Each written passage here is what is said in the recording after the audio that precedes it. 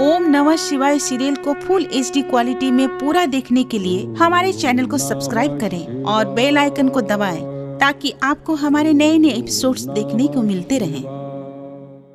मैं ओंकार हूँ। दृष्टि व ज्ञान के भेद से कभी त्रिगुणात्मक त्रिकोण हूँ, कभी चतुष्धर्मा चतुष्कोण हूँ, तो कभी अनंतता के चक्र में विद्यमान पृथ्वी जैसा गोलाकार हूँ। मैं ओंकार हूँ। भोलेनाथ शिव शंकर का प्रिय नाम है, कारण वे सहज ही प्रसन्न होकर हर जीव की इच्छा पूर्ण करते हैं। किंतु ये भी परम सत्य है कि भोलेनाथ समय की तुला पर प्रत्येक जीव के पाप और पुण्य को तौलकर उसके कर्मों का प्रतिफल देते हैं। इसी कारण देव और दानव दोनों के आराध्य हैं। ये संसार शिव की लीला मात्र है और उसी शिव लीला के वशीभूत हो ओम नमः शिवाय का जाप करता एक नारी स्वर गगन मंडल में गूंजता हुआ शिव समाधि स्थल पर समर्पित होने लगा। इस महानता के कारण ही तो बृहस्पति ने देवगुरु का पद प्राप्त किया है। मन ही मन सुलगता ये ताप क्या किसी शाप से कम है देवाधिदेव? इस ताप का भी अंत हो सकता है तारा। कैसे प्रभु? तुम अपने स्वामी देवगुरु बृहस्पति के पास जाकर उनसे क्षमा याचना करो। उन्हें अपने हृदय की व्यथा सुना। हमें पूर्ण विश्वास है कि वो तुम्हें सच्चे हृदय से क्षमा कर देंगे। नहीं नहीं शिवशंकर, उन्हें अपना मुंह दिखाने का साहस मुझ में नहीं है। मैं क्या मुंह लेकर उनके समक्ष जाऊंगी? देवगुरु बृहस्पति के समक्ष मैं तुम्हें लेके चलूंगा माता। भगवान शिव के आदेश का पालन करना हमारा परम धर्म है। विशाल हृदय देवगुरु बृहस्पति तुम्हें अवश्य क्षमा कर देंगे तारा। अपने पुत्र को लेकर तुम उनके पास जाओ, वृथा संकोच न करो। तुम्हारे दोष मुक्त न होने का एक कारण ये भी है कि अब तक तुम संकोचवश उनसे दूर रही। भगवान शिव और माता पार्वती की आज्ञा की अवहेलना हम नहीं कर सकते माता। हमें देवगुरु बृहस्पति के समक्ष जाना ही होगा। जो आज्ञा देवाधिदेव। माता पार्वती, तुम्हारा कल्याण हो। स्वामी, आप अपने भय का कारण मुझे बताते क्यों नहीं? भगवान शिव शंकर से आपको किस बात का भय है? अर्थात आप मुझे इस योग्य नहीं समझते कि आप अपने मन की व्यथा मुझसे कह सकें। मैं आपकी धर्म पत्नी ही नहीं, मैं आपकी सबसे प्रिय पत्नी हूँ। मुझसे कोई बात आप कब तक छुपाएंगे? क्या तुम उस अपराध के लिए मुझे क्षमा कर दोगी? मैं अपने आप को बहुत लज्जित अनुभव कर रहा हूँ रोहिणी। मेरा साहस मेरा साथ नहीं दे रहा है। मैं क्या करूँ रोहिणी, मैं क्या करूँ? मैं आपकी सहधर्मिणी हूँ। आपके हर अच्छे बुरे कार्य के परिणाम में साथ देना मेरा धर्म है। आप मुझसे कुछ न छुपाएं, सब कुछ स्पष्ट कह दें। रोहिणी, कहते हैं गुरु पत्नी माता के समान होती है। हाँ, ये बात तो सत्य है कि गुरु के समान गुरु पत्नी का स्थान भी उतना ही पूजनीय होता है। जब मैंने अपनी गुरु पत्नी को वासना की दृष्टि से देखा, तब मेरा मन कितना पतित हुआ होगा रोहिणी, इसकी कल्पना तुम कर सकती हो? आप किस गुरु पत्नी की बात कर रहे हैं? कौन थी आपकी गुरु पत्नी? इस विषय में आपने मुझे कभी कुछ नहीं बताया। मैंने जानबूझकर तुम्हें इस पतित प्रकरण के विषय में कुछ नहीं बताया रोहिणी। मैं ही अपराधी था और एक अपराधी अपने अपराध को छुपाए बिना नहीं रह सकता। मुझे अपनी गुरु पत्नी का नाम बताएं स्वामी। मैं आपको विश्वास दिलाती हूँ कि आपकी हर परिस्थिति में मैं आपका साथ दूंगी। सच्ची धर्म पत्नी होने का कर्तव्य निभाऊंगी। मेरी गुरु पत्नी का नाम है देव गुरु बृहस्पति की धर्म पत्नी देवी तारा। और उस अपराध का कलंक मैं तब से लेकर अब तक ढोता आ रहा हूँ। ये अनैतिक और अनुचित कार्य करके आपने देवत्व की सारी मर्यादाओं को नष्ट भ्रष्ट कर दिया। आपकी गणना तो देवताओं में होती है। एक देव को क्या ये कुकृत्य शोभा देता है? मैं जानता था रोहिणी, मैं जानता था कि यह सब जानकर तुम भी मुझे घृणा की दृष्टि से देखोगी, और इसीलिए यह अपराध मैं अब तक तुमसे छुपाए रहा। मैंने हर परिस्थिति में आपका साथ निभाने का वचन दिया है।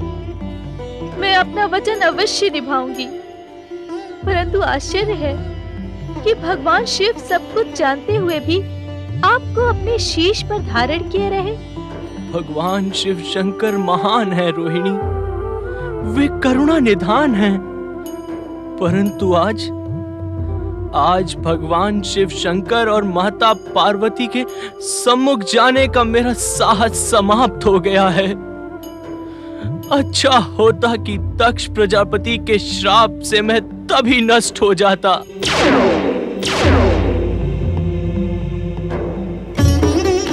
देवादिदेव, महादेव, माता पार्वती, मेरे पति के अपराध को क्षमा करें, उन्हें शिव कोप से नष्ट होने से बचाएं। दया करें करुणामय, दया करें। अर्थात आज चंद्रदेव ने तुम्हें इस विषय में सब कुछ बता दिया। माता पार्वती, मेरे सुहाग की रक्षा करें। मैं आपके चरण छूती हूँ। मेरी वेदना आप समझ सकती हैं। धैर्य धारण करो रोहिणी। रोहिणी, यदि हमें चंद्र को दंडित करना ही होता तो हम यहाँ कदापि प्रकट नहीं होते। समुद्र मंथन के पश्चात चंद्रदेव को अपने शीश पर धारण करते समय हमने इन्हें चंद्रशेखर बने रहने का वचन दिया था। वो वचन हम निभाएंगे रोहिणी, तुम निश्चिंत रहो। आप सचमुच महान हैं देवादिदेव। परंतु इस समय चंद्र को शपथ लेनी होगी कि यह अपनी चंचलता को वश में रखेगा और किसी पराई नारी पर कुदृष्टि नहीं डालेगा। मैं शपथ लेता हूँ प्रभु, सच्चे हृदय से शपथ लेता हूँ कि अपनी धर्मपत्नी के अतिरिक्त सभी नारियां मेरे लिए माता व बहन समान होंगी। अब मेरे अपराध को क्षमा करके पुनः मुझे अपने शीश पर धारण कीजिए भोलेनाथ। देवी पार्वती, चंद्रदेव के प्रति तुम्हारा रोष शांत हुआ या नहीं? स्वामी, मैं आपकी सहधर्मिणी हूँ। जिसे आप क्षमा कर दें, उस पर रोष मैं कैसे कर सकती हूँ? चंद्रदेव, अब आप अपना स्थान सुशोभित करें।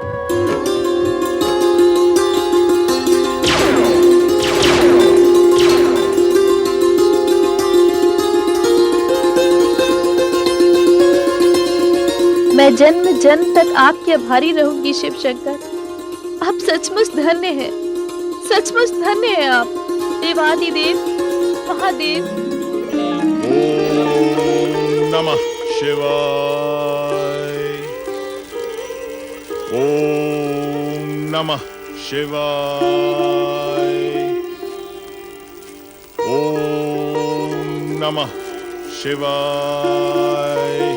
स्वामी, ओम नमः शिवाय। स्वामी। तारा, तुम यहाँ? प्रणाम देवगुरु जी। देवगुरु बृहस्पति जी, मैं आपकी कृपा दृष्टि का आकांक्षी होकर यहाँ आया हूँ, मुझे आशीर्वाद दीजिए। तुम्ही ग्रहों के युवराज चंद्रपुत्र बुध हो ना? मैं चंद्रपुत्र अवश्य हूँ, परंतु मेरे धर्मपिता आप हैं। नहीं, नहीं, नहीं, नहीं, कदापि नहीं।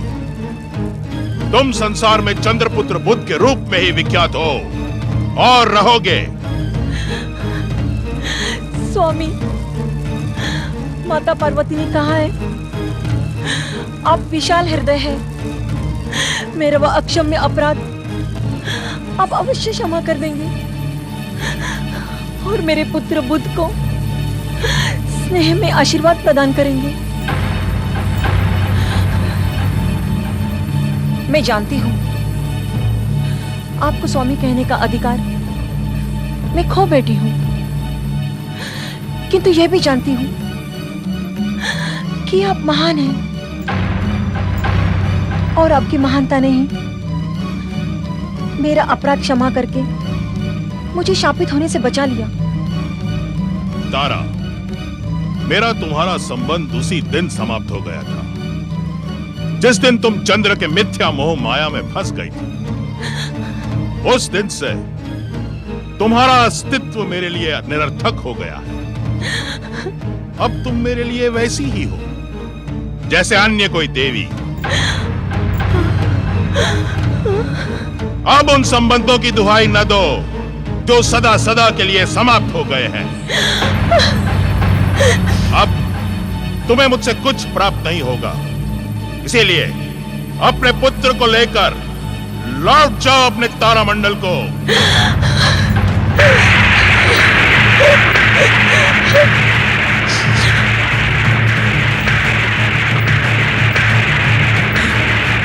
धर्मपिता, इतने निर्मोही न बने। अपनी माता के पाप का प्रायश्चित मैं करूंगा धर्मपिता। आप मुझे आदेश दें, माता के पाप की मुक्ति के लिए मुझे क्या करना होगा? जब तक आप मुझे आदेश नहीं देंगे मैं आपके चरण छोड़ूंगा नहीं धर्मपिता। मैं आपके चरण छोड़ूंगा नहीं धर्मपिता, नहीं छोड़ूंगा। मैं देवगुरु हूं बुद्ध। एक ग्रह होने के नाते तुम मेरे लिए किसी अन्य देवता के समान ही हो। मुझ पर करुणा करें धर्मपिता। पुत्र नहीं तो धर्मपुत्र कहकर पुकारें। आपका ये उपकार मैं जीवन भर नहीं भूलूंगा धर्मपिता। धर्म संस्कृति का ये नियम है कि जो व्यक्ति एक बार गुरु के चरण पकड़ लेता है, गुरु उसके सामने विवश हो जाता है। तुम्हारी सच्ची भावना और मातृभक्ति देखकर मैं भी विवश हो गया।